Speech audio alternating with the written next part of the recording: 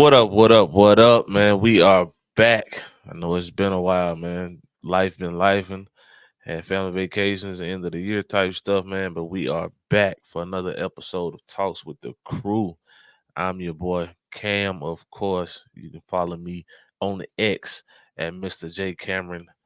And of course, I got to introduce my guy, Matt. Talk to him one time, Matt. Like you said, we had to take a quick little hiatus, but we back in full effect, ready to go and jump this thing off and take a peek at Arkansas football. Should be interesting to say the least. But at X, you can follow me, Coach Matt 49. Any of the other socials, get at your boy. Yes, sir. Matt, man, welcome back, man. Welcome back, man. I know it's been a minute, man. Yes.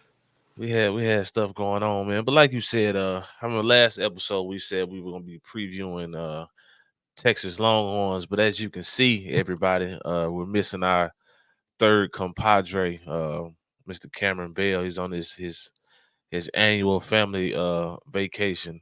So we wish him well. Hope to see him back in here soon with us next week, man. But the show had to we put it off long enough, man. We had to get back into it, man. So with that, man, let's go and step inside the locker room, man. Like you said, today we'll be previewing the Arkansas Razorbacks. It's Um, yeah, woo pig, suey, fried bacon, and pork chops and everything else. Um, Not really nothing too exciting to talk about when it comes to the Razorbacks, man. But looking back on 2023, as you can see, man, finished 4-8 with an overall record of 4-8 and 1-7 in the SEC. Um, I know some people look at that record and say, "Oh, they terrible, man," but we are talking about the SEC at the same time. I mean, they were playing the likes of LSU, Ole Miss. They did lose at home to Mississippi State 7-3, which is crazy. The game that got their OC fired, man. But you still playing Auburn, you still playing Missouri, they still playing Florida. I think that was that was the only SEC win they had last year was when they yeah, beat Florida, correct? yep, in overtime by 3 points. So they still playing Bama, man. They played Bama kind of close. Mhm. So the record can be deceiving with the 1-7. Um, but the 4-8, man, they had a ugly home loss to BYU. Yeah. BYU after beating BYU by like 30 in BYU. BYU comes to Arkansas to Fayetteville this past year and ends up coming back from I want to say 17 down. Yeah. I want to say something like that, and pulling out the W, man. But let's, of course, with a record like that, you can automatically assume, well, who's the coach, man? He got to be on the hot seat. Got to be. We got your boy, Mister Samuel. I ain't even gonna call him Sam because it's close to getting your walking papers. Not the Samuel. Samuel Mm. Pittman. He's going into his fifth year, man. He's got an overall record of 23-25. Now, you can call it what you want. Everybody else can have their own opinion. But I know plenty of coaches who'd have been gone last year. Oh, facts. Most definitely. I believe the only thing that's saving his job right now is the COVID year when I believe they won 9 games and they beat Penn State in the Outback Bowl. Mm-hmm. Um, but yeah, man, it ain't looking too good, man. It's not looking too good for him. And then they brought in, it's tough when they brought a man who fell off. Who was your head coach? Your former head coach who fell off a motorcycle with his side chick. Fired him, and what was it about? It's about a little over 10 years, probably about 13 years later, 13, 14 years later, he is back now as your offensive coordinator. So I believe the writing is on the wall. It's only up to him to kind of right the ship, or you're gonna get your pink slip, one of the two. And we'll dive into it in a few minutes, man. And it ain't looking like he'll stay around too long, man. But what's your opinion on last year with the Arkansas Razorbacks, Matt? Man, you kind of alluded to it earlier. They did have some close losses in the SEC. Their record last year can be a little deceiving, but at the same time, when you watch the games and you look at the product that they were putting out there, a lot of those close games had to do with the way the other team was playing, in my opinion. Um, Arkansas just did not look good at all. I mean, them hogs got cooked, smoked, roasted, chopped, smothered with gravy, whatever you want to do to them. They did not look good at all. And then, especially up front, which Arkansas has been known for them big boys up front on the offensive line, and they got manhandled in plenty games, especially in SEC play. Just didn't look good at all. And like you said, the writing's on the wall for Coach Pittman. Bringing Petrino back, that's going to get a little bit of excitement here and there. But man, last year was just it was ugly for them, especially with when you had that 7-3 loss against State, a State team that was struggling. There was poo cheese. It just Not I the don't not know the what poo, else to not say the other poo than cheese. Not the oh poo yeah, cheese. straight garbage juice. It's I don't know, man. Arkansas used to be a hard nosed Mhm. team, but it seems like they're stuck in the past, man. They wanna the offensive coordinator that he hired, Dan Enos, who'd already been previously fired from another head coach. I think it was Brett Bielema, I want to say. So when Brett Bielema got fired, of course he lost his job also. Right, But it's like you stuck in the past with your offensive scheme and game planning. And not only are you stuck in the past, but it seemed like he was stubborn and ego driven. Like, now my stuff works, it's not me, it's you yeah, type of situation. He wasn't adapting to the players he had. He was trying to turn KJ, and I say KJ Jefferson, who was their quarterback. We're very familiar with him. Coached against him when we were at Shannon. And he was at North Panola. Was a 3-4 year starter at Arkansas. mm, Um, he was predicted all SEC, predicted first 2 day, day one or day two draft pick. And he came in and basically tried to change the man and make him fit his offense instead of making the offense fit around your playmaker. right. Um, And we obviously, know, right. Go ahead. I was gonna say, we know as coaching and dealing with athletes like that, that's a big, big no-no. You got to find your athletes, find what they're good at, and you build your scheme around them. That's the whole point of having a coach. Especially in today's game, man, with this NIL, because me being me and playing the way I played is what got me the bag. It's what got me the money. That's what got me my name. That's what got me here at the University of Arkansas. Right. So why am I trying to change completely who I am? We all know KJ is an RPO quarterback. So why are you trying to make him a drop back passer? KJ's not gonna stand there and work to his fourth progression. Mhm. That's not him. You don't have time to develop him like that, especially in the college game. NFL is different because that's all you do is you just play ball. You watching film, you practice, you watching film, you're getting reps. College, you still gotta go to class. You know what I'm saying? You still, even if it be online, you still got class, you still got homework you gotta do, you still gotta study, you still have football stuff you gotta do. You don't have time to, especially when you're down to your 1 or 2 year. He had to use his COVID year this year, even though that wasn't the plan for him. Right. But when you're down to your 1 or 2 year, and this is the year that's supposed to put you over the top, I don't have time to change my whole game plan, my whole style of play around. Learn You a know what I'm new saying? system, everything. Right. So even with that, man, he's been put in a situation now where he transferred to University of Central Florida. He's down at Gus Malzahn now, so it's more of a pass happy, fast running gun. Let him be an athlete type offense, man. But like we said, Bobby Petrino is coming in as the new OC. The University of Arkansas people, fans, faithful, the ones that call the Hogs and all that mess, they look at him like the savior. I think that's probably the most competitive team they've had is when Bobby was there. I want to say they were ranked third in the nation or something like that. I run off in there when they had Joe Adams and all of them, Ryan Mallett and all of those guys. Oh yeah, they were pretty stacked. Or was it Casey Dick? Might have been Casey Dick. He might have had both actually, but I believe the highest year might have been. No, it was both. He had Ryan Mallett and Casey Dick, man. But um, as we previously stated, they had a large number of starters hit the portal. So they basically started from scratch, man. New two quarterbacks hit the portal. Um, shoot, three running backs hit the portal. Um, they second leading receiver hit the portal. Yep. I mean, they had all they starting linebackers gone. Oh yeah. Um, shoot, the starting nickel, he just hit the portal.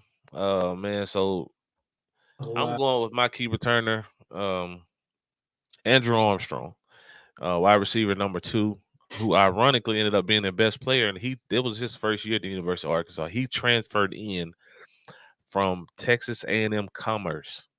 Mm, They were actually he played Division II ball his first 2 years at Commerce, yeah. and he played 1 year of FCS and transferred up and ended up being their most reliable, most productive player on offense, man, with 56 receptions, 740, 764 yards, excuse me, which averages out to about 64 yards per catch and 5 TDs. What's your thoughts on this Arkansas offense going from last year to this year, man? Well, looking like you said, looking at last year, you had KJ at the quarterback. He was not that typical drop back, go through his progressive reads, make the right reads type of quarterback. I do think the one thing that's kind of favorable for them, uh, they got transfer in from Boise State, Taylon Green at quarterback, he is a little more of that traditional style quarterback. He does still have a little more, still a little athleticism, can be involved in a run game, things like that, but Hmm. not as heavy as KJ was. But with them, last year trying to change Arkansas offense and what it's all about, and trying to change it to a more of a traditional drop back passing game, I think that those two can have some bright spots this season. I definitely don't think it's going to be enough, to keep Pittman and his job alive. To be honest, I think we've already discussed. We think he's on his way out and probably will be on his way out this season. But I do think that those two, Andrew Armstrong, Taylon Green, the quarterback, I think that they'll have some good connections, some good bright spots throughout the season, and they'll show some flashes here and there. But I don't know that it's going to be enough as far as offensively to be able to get them the wins that they actually need. Yeah, and you said the correct word, need. Yeah. Uh, Arkansas don't have time to play around this year, man. Or it's gonna be a whole new staff. Now, what I will say is that defense did get better under first year defense coordinator Travis Williams. Definitely. He came from Central Florida. They started off kind of rocky. He's running a 4-2-5 base. It started kind of rocky. A lot of people didn't understand his expectations. It was kind of a complicated defense, I guess you can say. Guys were having a hard time picking it up and learning how to adjust on the fly and pick on their keys and the reads and all that stuff, man. But they kind of settled into their own, and the offense was the issue by Yeah. far. Me being an LSU fan, I can sit here and tell you, um, if the offense hadn't made 2 turnovers, they beat us by Oh, 2 scores. Also, if Sam Pittman was a better decision maker and a game manager, yeah. uh, they probably win 7, 8 games last year. Oh, for sure. I mean, Um, you look at the Ole Miss game, the LSU game, even the Alabama game, as close as it was. There are key moments where that offense could have went out there and should have won the game for them, but they just flat out didn't. They couldn't get it done. at all, man. So I think okay. So the biggest thing for me, man, is I'm interested to see what this offensive line gonna look like because Mm, to me, you can't have a head coach who's known as the offensive line guru because he's been an O line coach his whole life and just got this head job somehow at Arkansas. And the offensive line is literally the worst in the country. mhm. Make that make sense, though. It doesn't. And man, they did pick up two guys. They picked up two tackles. As far as transfers. However, the depth itself is not there. Like you got your first five, and they look pretty good as far as compared to last year. Like we said though, last year was a far cry from where they need to be. So yes, they look better than what they did last year, but you have no depth up front whatsoever. None. So you got one guy that goes down, you screwed.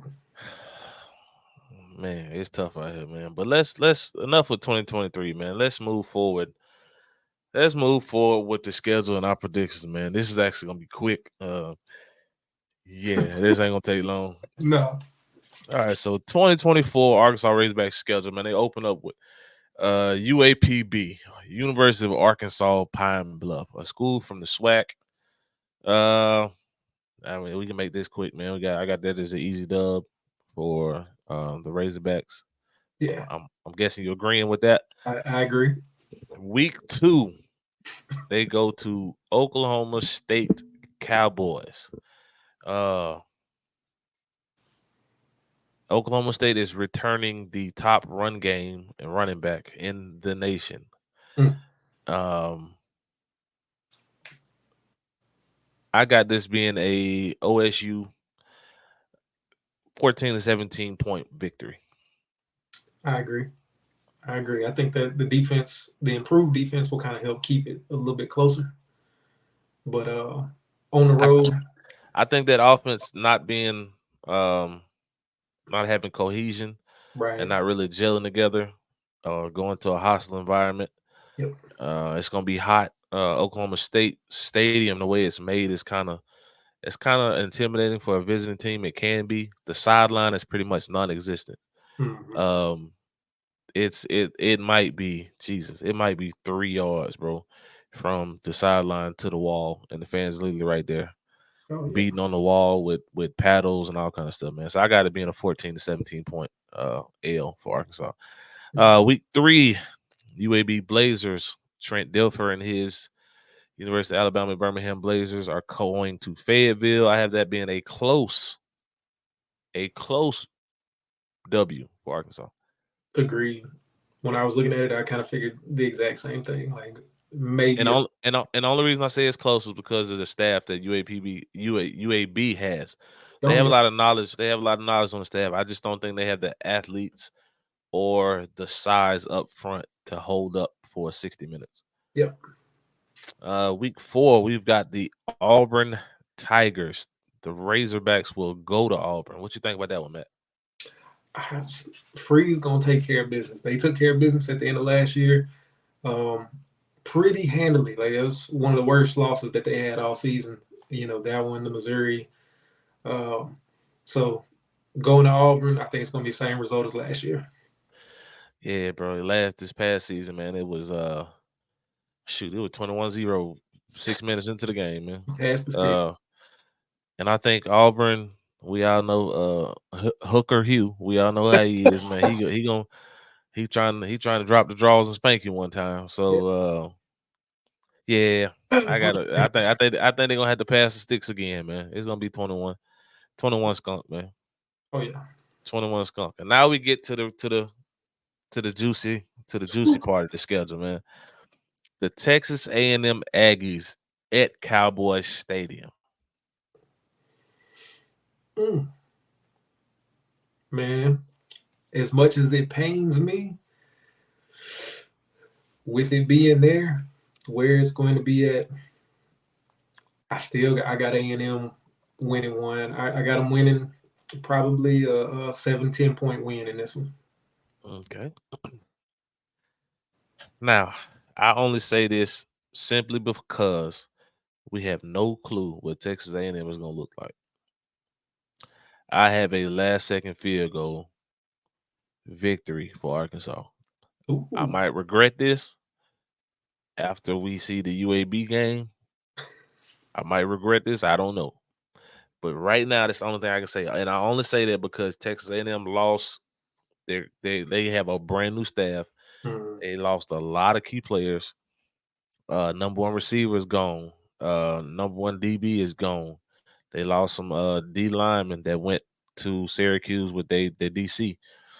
So I'm gonna get that one to the Razorbacks. And Sam Pittman, you know, he lowers the flame under that seat just a little bit after that one. Next up, we've got the Tennessee Volunteers at Fayetteville.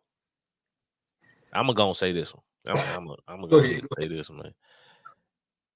Booty Juice, they getting blew out. You hear me? Yes, sir. Josh Heupel is running. He trying to what do Coach Prime say? I'm trying to see if every light on the scoreboard work. That's what Tennessee about to do. They finna light it up. They finna get blown out like a tire on the highway, baby. I see a 56-point game. Mm. I, Easy. I I I don't see Tennessee playing around with these boys. They finna go in there and handle business. So after Tennessee, they they get the ice up, they get the bumps and bruises, they get that bye week, that good old bye week, Mm-hmm. and then them Bayou Bengals coming up to Fayetteville. They got the LSU Tigers at home Mm-hmm. for the Golden Boot trophy, man. This past year was a close game. Mm-hmm. It shouldn't have been a close game. But Arkansas played. That was one of the better games that they played. Definitely. Um, minus the 2 turnovers and the false start penalties on the goal line. How do you see this one playing out, Matt? Oh, I definitely got a victory for the Bayou Bengals. I think the new revamped staff, especially on the defensive side of the ball, I think it's going to bring much better defensive performance this year.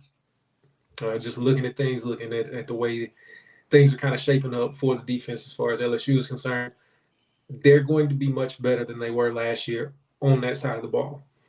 I do think, it's not going to be, we ain't got JD5 back there. So it's going to be rough and rocky a little bit on the offensive side as far as that might be concerned. But defensively, I think they're going to come in. I think the LSU's got something to prove this year. And while the rivalry game aspect, that's going to keep the emotions high early on, that second half, LSU is going to pull away. I think that I know we previewed state earlier. I actually think so. Right now, I have Arkansas sitting at 1, 2, 3. I have them sitting at 3-3. I actually think that this is the game that gets Sam Pittman fired. Mm.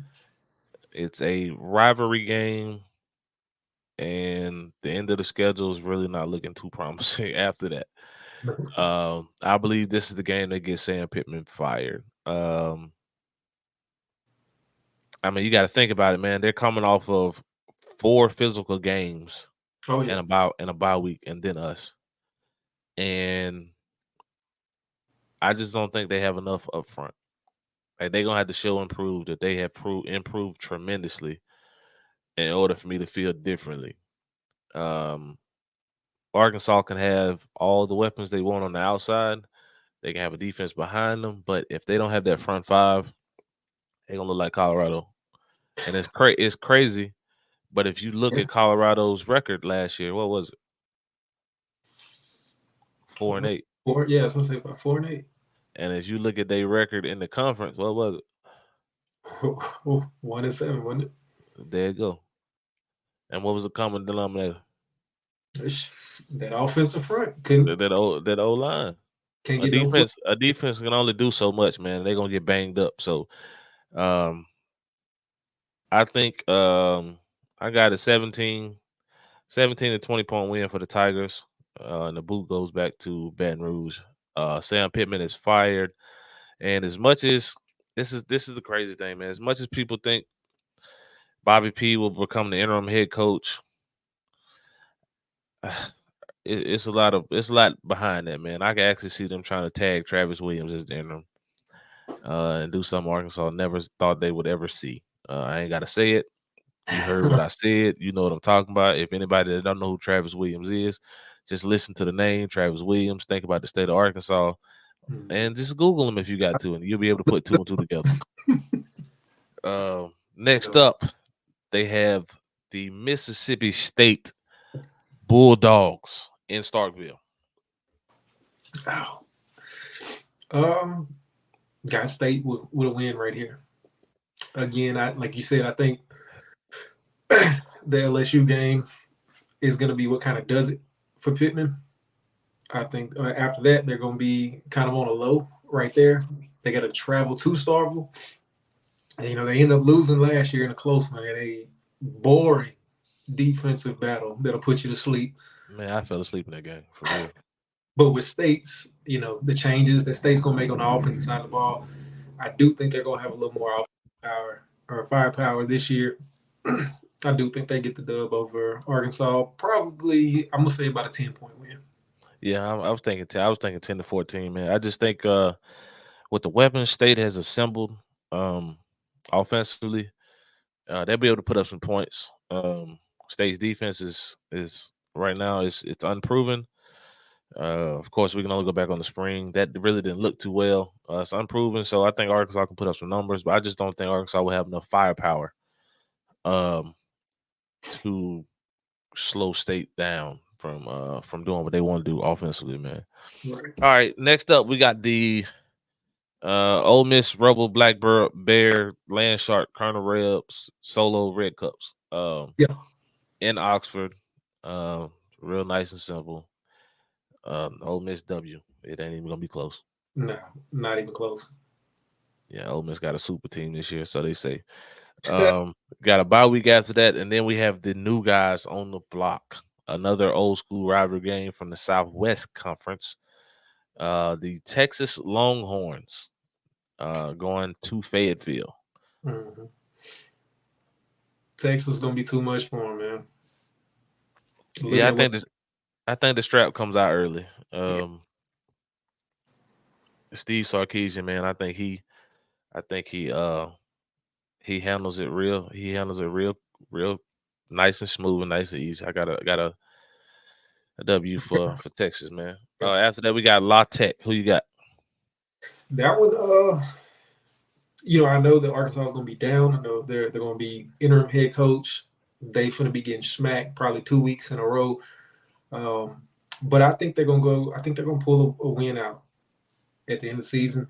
They don't have much to fight for, much to play for at this point. But I do think that this is where they're going to try to start making some improvements within the organization and within the roster that they have. They'll do enough to win a close one, but I do think they get a dub. Gotcha. I'm same thing, man. I think a W there. And to finish it off, they have the annual rivalry game with the Missouri Tigers. I have it another beatdown for Missouri, man. What are you looking? What are you liking here? Same thing. I mean, at least a 24-point win for Missouri. Gotcha, man. But yeah, man, that's this our preview of the 2024 Arkansas Razorbacks, man. But now, as always, we like to bring in a guest. We got a guy joining us tonight. Retired Air Force, also coaches high school, coach youth. Met him in the 707 circuit actually. Coached the youth showcase together. He had, I want to say, the 8U team maybe that year, and I was with the 11U. We've got my guy, Coach Rob. What's going on, man? How you doing? I'm doing good. How you guys doing? Can you hear me? Yes, sir. We got you. We got you, man. We got you, man. Good. I'm not official with the background like you guys, though. I just got the solid white background. I need to have the Kobe picture up, everything else up. I see you guys. Hey man, we just trying to do a little something, man. Just having fun with it. You know what I'm saying? Just having fun with it, man. Man, appreciate it, man. But first of all, man, we appreciate you joining us tonight. That is my guy, Coach Matt, in the middle. We went to high school together. He graduated a year behind me. We ended up actually coaching high school together in Mississippi. So that's one. He's like a brother to me, man. So when you hit me up and was like, man, I gotta get on the podcast, I had to get you on here, man. Oh, for sure. No, I appreciate it. Actually coached in Mississippi for a little bit, like a year out in Biloxi. Yeah. Down there by the airport. What school were you at? Or were you just youth I ball was youth. It was a while ago. Yeah, it was a while ago. Okay. It was great football there. Great kids, great athletes, great coaches. It was a fun environment. Yeah, that South Mississippi ball is different, man. They get after a little bit. They kind of, I guess you can say, get the overflow maybe from Louisiana from post Katrina. A lot of people settled there, so they have the same type mentality, same type mindset, man. Right. But man, we just wanted to tap into your brain a little bit, man. And like I said, retired Air Force. What was your rank again? Chief at E9. Okay. Yeah, man, you had some time in, man. Once again, thank you for your service, of course. Yeah. We appreciate everything you've done for this country. More importantly, we appreciate what you've done for this country and how you've poured into these young men that you've come across, man. So just tell us, like, how did you actually get into coaching while serving active duty? But I think for me, developing people has always been a passion of mine. And really, it starts with the youth. I remember I grew up without my father in my life with a single mother, and going to practice, it meant a lot. It's really the only time that I got to interact with male role models and interact with other kids my age and things like that. It took the stress out of life. And so as I get older, it's just I want to pour back. It's really a passion of mine to just pour back into the youth, pour back in the high school age and below, and just really to really guide and mentor them, because at such an age, I mean, we all know that that's an age where you can go either direction. And sometimes you go one direction for a little bit and you just need someone to pull you back, or you need someone to pull you all together. So really that's been my passion of mine. And through the game of football, it's really my mindset is developing young men through the game of football. I have a passion for football. I think, a lot of boys, young men need to get out there and just run around and just be around people that they can learn from. And I just want to do that. It's really what my passion. Absolutely, man. Matt, you got something? Yeah. So I know when me and Cam started talking about bringing you on for the podcast, he said you're a kind of a big offensive minded guy. Right. So in your opinion, what are some of the different schemes that you find more enjoyable or less enjoyable when it comes to the offensive side of the ball? Well, I right now I just moved over to a team that's their wing T, and I've been air raid, spread them out, and all that. And this is taking them in the backyard type football. We're going to pound the ball on you, and they want to spread it out a little bit more, so they brought me in. And so I love all different types of offensive football. I look at some of the great offensive coordinators like Andy Reid. He had so many different aspects of different offenses to his game. They're running single wing T, air raid, West Coast. There were all different type of systems. It's just fun. Like, football needs to be fun, entertaining. So I really love it all. I think the hardest for me to grasp has been the wing T. I mean, it's difficult. It's so many blocking schemes and everything else. I'm really a passing guy. I love to run the football, but it's just that wing T is different. And I've been just soaking it all in and just trying to learn everything I can, and just in huddle and all that. So it's been great. And I really want to add that to my repertoire as I go forward. Me knowing you and knowing your offensive background, I actually think it's perfect that you're learning the wing T while being a perfectionist with the spread. Because once you get that down, all you have to do is just build the foundation on the wing T, and you can always incorporate the spread out of that formation, and you can do some crazy things with it. Matt, I know you remember first couple of years, Shannon, we actually ran the wing T and we incorporated the spread. But most wing T's are ran, but you've been here in Texas, man, so like Liberty Hill. If they don't have the best athletes, you have to out-discipline us. You're going to have good eye discipline. You're going to have to be fundamentally sound. You got to play your responsibilities and all of that, man. So now let's talk about 7-on-7 world a little bit. It's been kind of controversial here, the way the antics have kind of gone through the roof with kids wearing robes and all these different crazy celebration dances and all of that. And you know me, I know you. I'm a teach. We're here to get reps. We're here to compete. We're here to learn. We're here to get better, man. So what you coach in 7-on-7 from the lower age and the high school age, what do you see as the difference, and how can we keep the younger kids fundamentally sound through 7-on-7 and not fall in line with the foolishness that's going on? Right. Well, I think, as you know, it comes down to coaching and your expectations when you open up practice. And just, if you're going to a tournament, you set those expectations, whatever they are, whatever your core values and your beliefs are. At the end of the day, you do want to let them have fun. It's not their high school, but they're there to learn. They're there to compete. And as long as you can keep the main thing, you'll be good. I don't like all the extra antics. You leave that to a lot of the other kids. But at the end of the day, that's what people are growing up looking at. So it's almost like there's a fine line between giving them some leeway, letting them have fun, because it's better than them being on the streets. It's better than them acting a fool somewhere else. So I don't let kids wear the robes and all that. I mean, that's kind of disrespectful to the game. I mean, some people do, and to each his own. I think we do need to make sure that we keep 7-on-7 how it should be, which is learning the passing game, quarterbacks and their drops, and DBs, breaking up passes and learning zone and man coverages and all that. And it's such a great tool, because you think when we were growing up, there wasn't 7-on-7. It was you're tackling in the spring, you're tackling in the fall. That's all you're doing. The 2-a-days, all those things, and there's a lot of good that comes from that. But then there's some injuries as well too. But being able to teach the game and being able to have kids learn and just compete without that constant hitting. Quarterbacks need reps. What they say, you need to perfect something, you need 10,000 reps or 10,000 some things. So the receivers need 10,000 routes. Quarterbacks need 10,000 ways to throw the ball, and DBs need to watch to get in coverage. And it's a great game, and I love the 7-on-7 game. I love the competition to it. Nothing like, as going to a tournament, getting everyone prepared, excited. It's exciting. The blood juices start flowing. They got the media days and all that, and a lot of these tournaments do a great thing to get these kids exposure. So I think that's as long as you keep the main thing, I think we're good. Yep. You got something, Matt? Yeah. So again, going back to you being more of an offensive style coach, my whole coaching career, I've been a defensive guy. This year will be different for me. I'm going to be coaching receivers, the high school. Okay. So something brand new for me that I'm really excited for. But what would be some of your advice for someone who's making that transition, as far as going from strictly defense to now I'm coaching receivers, coaching the offensive side of the ball? So what would be your advice as far as that? Right.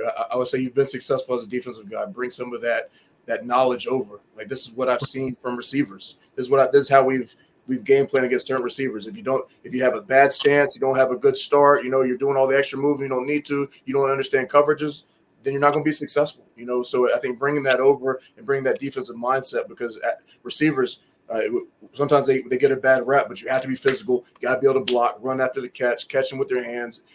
Everything's about the fundamentals and just breaking it down from that. I think just bringing your passion from the defensive side. And I love just that mentality of that. We're going to catch the ball and we're running through somebody. We're going to jump over them. We're there to score touchdowns. That's what I talk about them all the time. We're there to make the quarterback look good. We're there to get those to make our team win, to be unstoppable on the outside, because you get that one-on-one coverage. There's nothing like it. They're man-to-man. The safety's in the middle, and it's just you and that DB right there, and you know what route you have, and based off his leverage, you're going to win the route. So now you just hope the quarterback looks your way. And then if you're first in that progression, you get the ball. Nothing like the band playing as you're running down, and you're just looking down. You're like, yep, there's a touchdown. So I think for years, it's the mindset, it's the passion. It's always about the fundamentals, but it's almost like offensively, we need a defensive mindset that we're coming and we're going to lay the wood first. Because a lot of times DBs, sometimes they don't necessarily want to tackle. So be that running back once you catch the ball, and let's make them make a business decision, or we run them over. Gotcha, man. So you've been in Florida now and spending multiple years in Texas, man. What would you say? Not to get you in the hot water, but what would you compare and contrast? What would you say was to be the difference between Texas football and Florida football? Two great states. I mean, I couldn't go from one good state to another good state. I think for me, it starts with the facilities. Facilities in Texas are amazing. Yes. And I think the state of Florida does not do a great job of really getting the schools even comparable to what they are in Texas.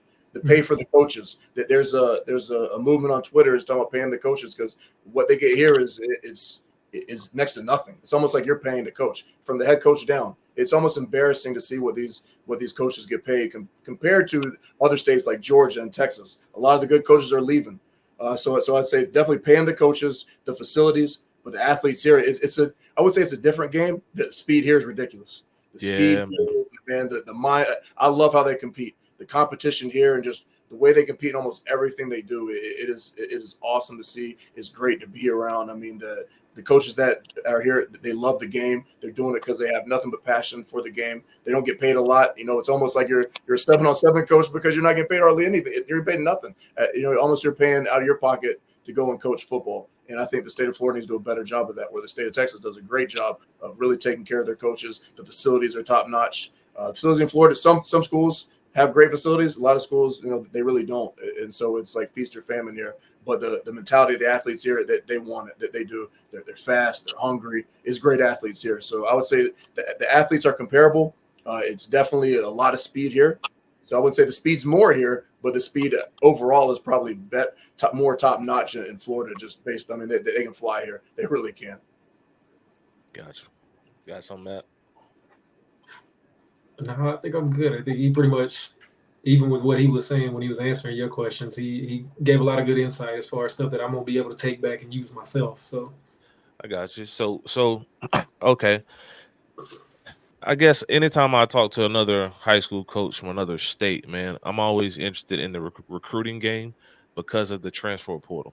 So, how are y'all over there helping your student athletes on the recruiting side, knowing you're fighting an uphill battle against the transfer portal? Like you've been here, a lot of kids in Texas live in this unrealistic world where it's P5 or I'm just not playing ball. Right. And that's really not the dynamic anymore because P5 signing day is usually a transfer from another P5 or a two-time All-American at a Group 5 going up, or same thing FCS, or I dominated FCS and I'm going up. So how do y'all help support and keep the student athletes motivated when fighting this recruiting battle? Yeah, I think one difference for Texas and Florida is kids are switching schools here in Florida, switching high schools.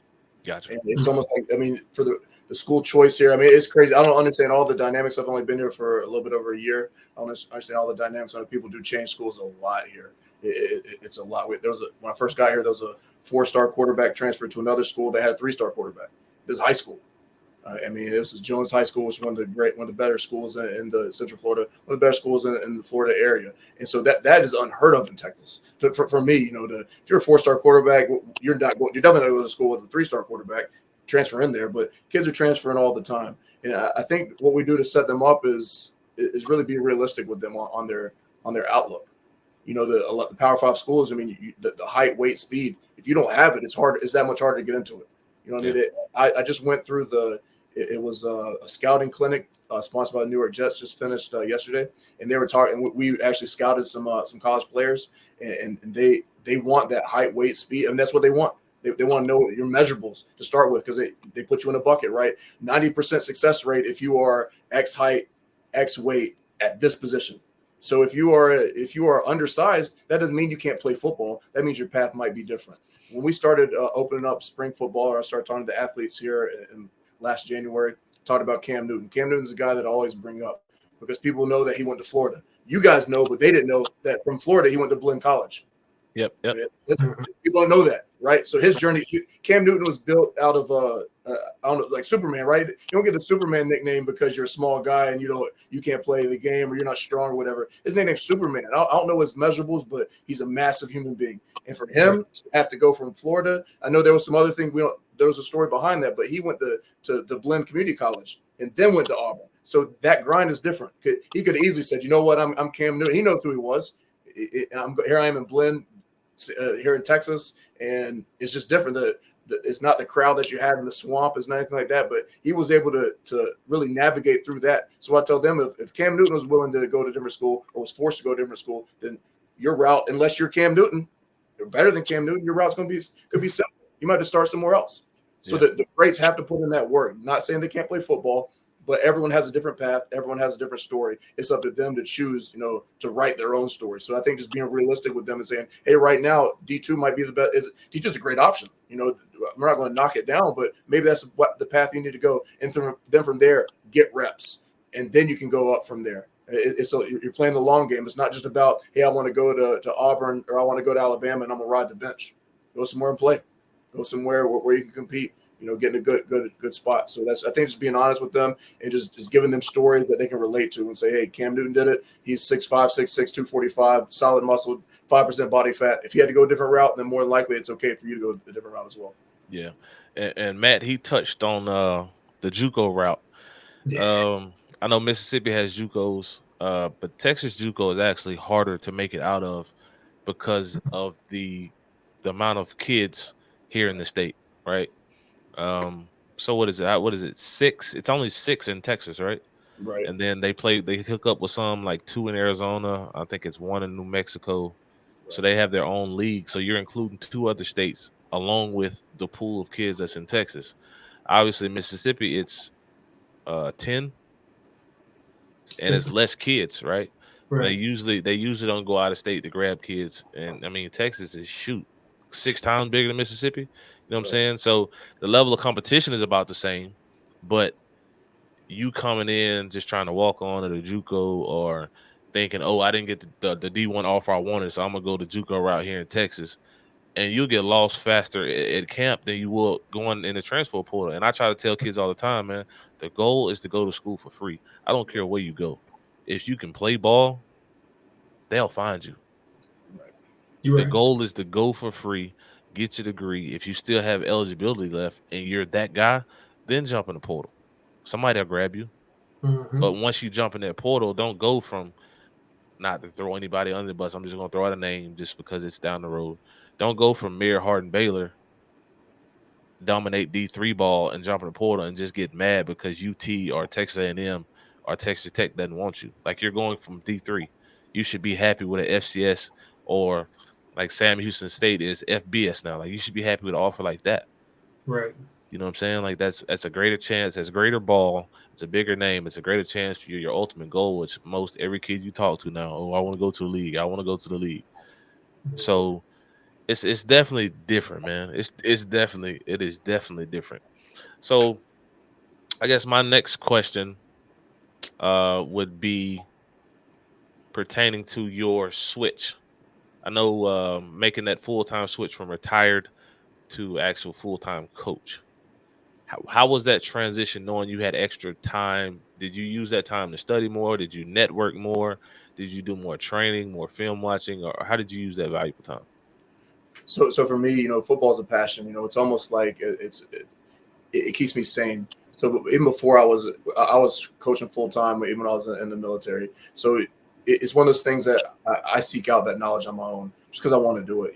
I enjoy doing it. It's one of those things that I feel like it's my calling, not only to coach football, but to help kids get to where they want to be, even outside of football or whatever. So for me, it's always just studying everything I can, getting the knowledge, watching the YouTube clips, the Glazier clinics, and learning from people, going to a school or even a 7-on-7 event, and just seeing how people run their practices, and just talk to coaches, whether it's at the youth level, 7-on-7, middle school. I coached arena for a little bit, and that's where I think arena really let me know that that I was a better coach than I thought. I knew I was a good coach, but I think coaching professional athletes or coaching those type of athletes, it's different than coaching a high school kid. Those kids are coming from New York down to San Antonio or whatever, and so that they need money, and that they're looking for the next step. So they just want to know, how can you help them? And so for me, I want to be the most knowledgeable coach when I get there, and I want to be able to relay that information to the kids to really put them in a situation to be successful. So for me, it was everything. It was reading books, it was clinics, it was just watching videos and being prepared at practice and just doing those things. Gotcha. Matt, you got anything? I do. It's not necessarily football related, but Go ahead, man. Shoot. Shoot. you've been 3 different states that we talked about. On the coast of Mississippi, out in Texas, out in Florida. Break down the food, man. What do you? Which one do you like the most? I'm a foodie myself, so what do you miss the most? Well, I think from each state, each of those 3 states you mentioned, that there's things that I like. I miss the catfish in Mississippi. That for me is I can't find it. I cannot find a duplicate of that. And I went back because after everyone's Mississippi went back to Texas, and I was like, I want catfish. And I could find it, but it just wasn't the same. It just wasn't the same. I really missed the catfish in Mississippi. It was to die for. It was great. It was great. And then through the military, I went to a place like Korea, and like Korean food there it's just from the people who make it, right? It's authentic, right? It's like, so I missed that. And so Texas is I missed, what's it called? Two Brothers. I give them a shout out, I guess, but there are Two Brothers in San Antonio. I miss them. I do, man. That place always came through for me. But Florida, the Hispanic food, my wife's Cuban, so she's from Miami, so she can make say catfish, Mississippi, Cuban fruit from Florida, and that I think the barbecue from Texas. Not bad. Gotcha, man. I just received a text from Jerry, man. I gotta plug his promo in there. Matt, you remember Jerry Marion, one of our former players, man. He's actually coaching middle school football and basketball back home, man. And currently they are starting a fundraiser and asking for additional sponsorship help They're trying to change the shift of the culture, trying to get the kids an opportunity to see something different, man, be something positive in the community. And right now they're just asking for donations, whether it be towards meals, if you just want to donate a meal, if you want to donate towards new practice uniforms, cleat shoes, because he's in an area. Anybody that's familiar with Tupelo and Shannon, he's what they call a critical needs area. So it's a lot of single parent grandmamas raising 5-6 kids.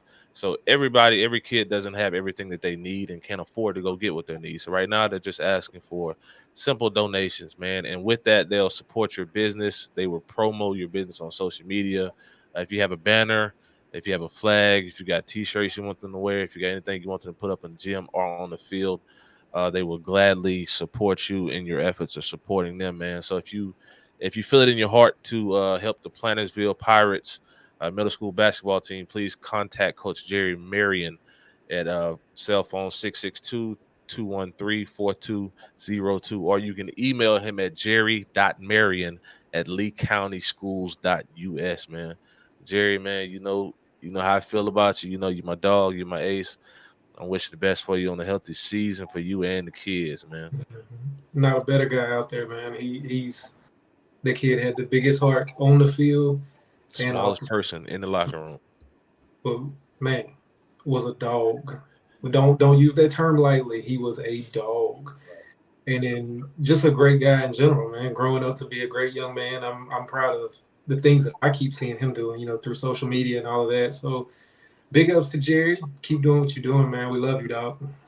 And I think for me, those are the people that need to be supported because they're on it's boots on the ground. We'll pay $170 for a pair of shoes or this and that. And there's people on the ground that they really need things. And that's my passion as well too. Is just, it's a shame that a lot of times we have to beg for stuff and beg for support. And I'm not saying he's doing, it's just like, we need to support our youth. And that's the main thing. That really is just getting these kids going because that's our future.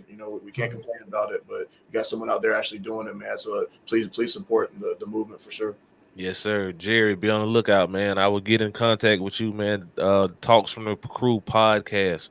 We'll be helping you guys with meals. We will help you guys with I can't buy everybody shoes now. We can't get everybody taken care of, but we will help donate to the pot to make sure that some things get squared away so that's take a little bit off your plate, man. Now let's switch gears here for a minute. You've been in the military. I did a small stint.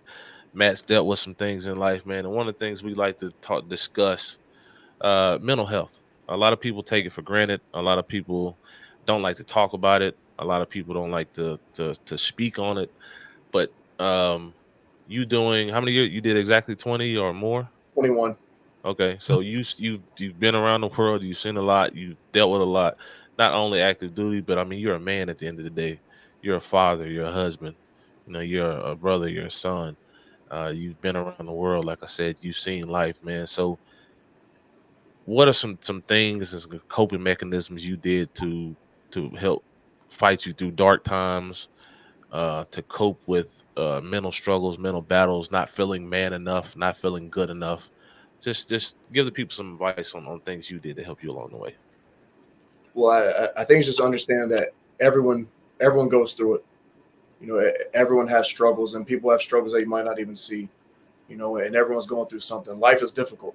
Life is not easy. Life is very, very hard, and a lot of people are fighting battles that you will never even see. And I think it's just the biggest thing for me is just that knowing that you can do it, knowing that you're put on this earth for a reason. There's people that love you. There's people that want to see you succeed. There's people that are counting on you. And it's hard. It's hard sometimes to dig yourself out of that hole, out of that mental hole.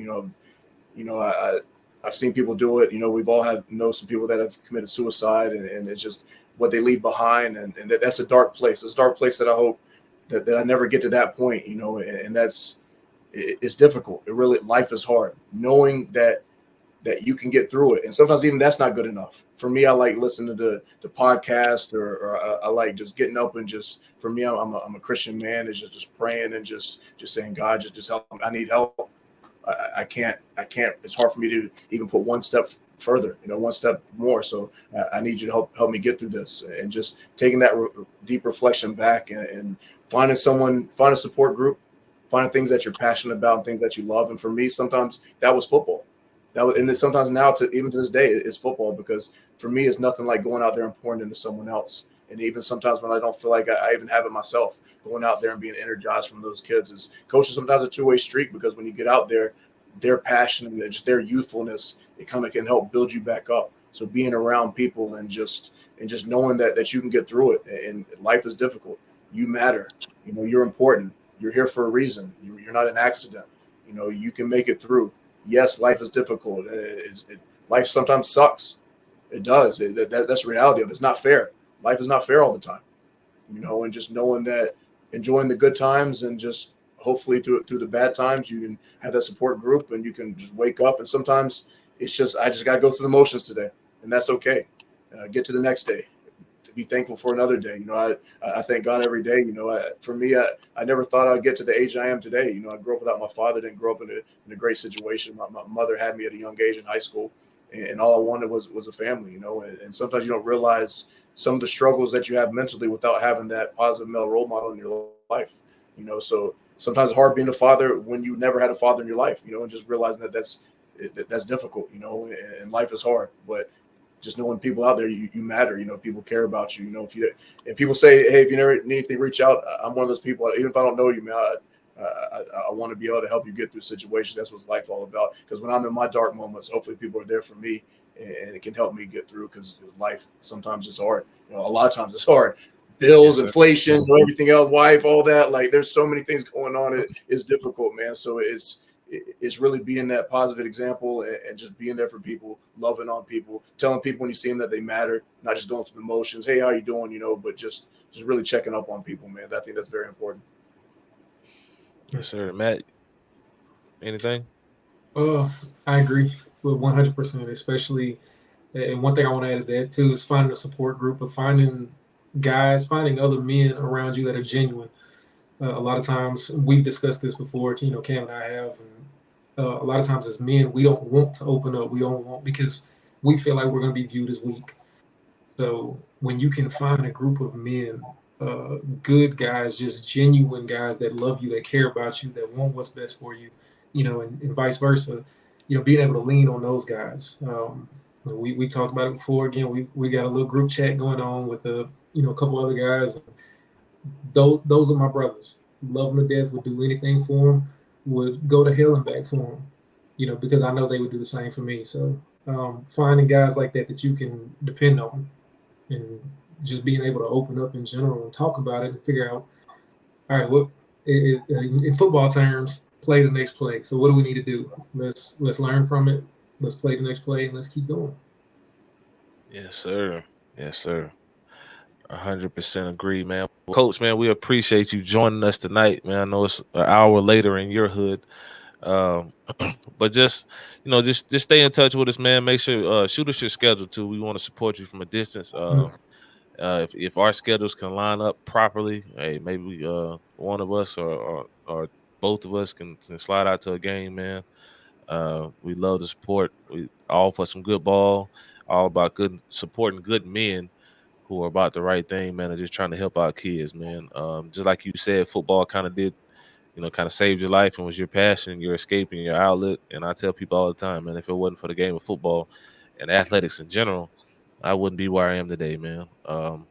My circumstances growing up were different than yours, but like you just said, we all still deal with things, man. Everybody doesn't understand everything that's going on, and football was my avenue and my escape.